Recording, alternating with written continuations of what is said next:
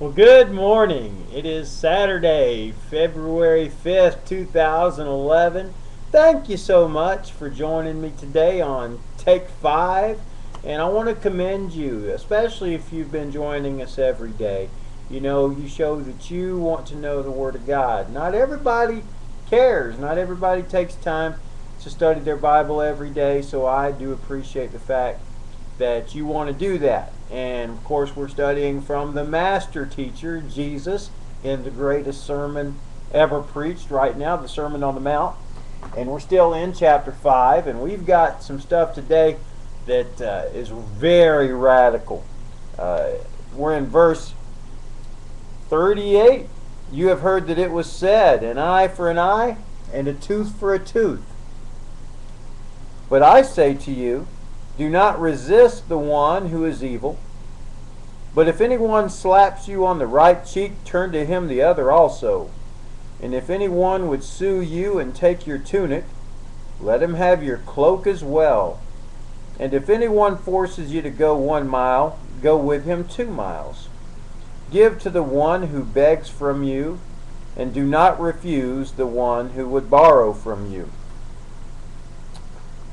Now this, like I said, this is very radical. It was radical then, and it's radical now.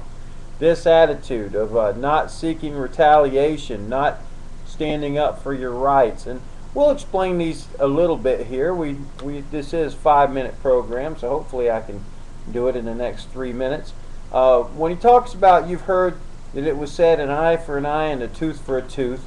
That is the Old Testament teaching on if somebody would hurt you, you are allowed to do that much back to them. That would be the suitable punishment.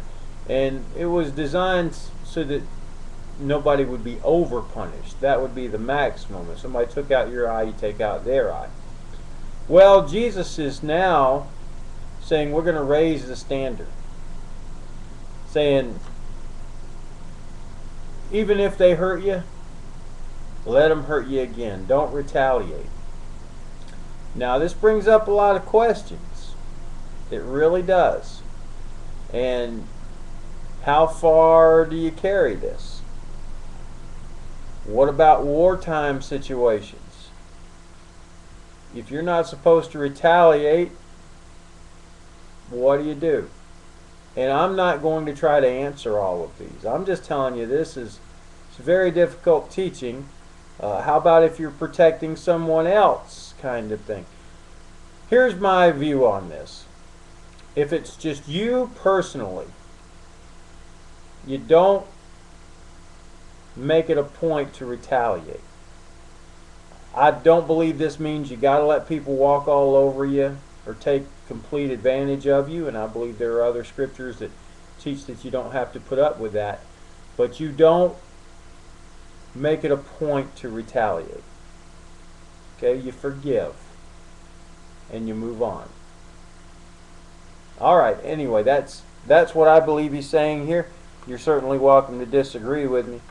And he says, if anyone would sue you and take your tunic, let him have your cloak as well. And that's pretty self-explanatory. Those were garments of clothing. So if they want one piece of clothing, give them another piece of clothing.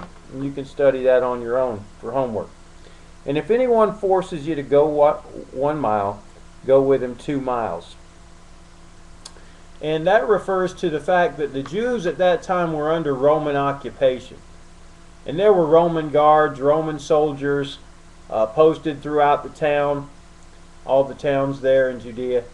And the law stated that if a Roman soldier asked you to carry his armor for that the most he could ask you to do would be 1 mile. But you would have to carry his armor for 1 mile.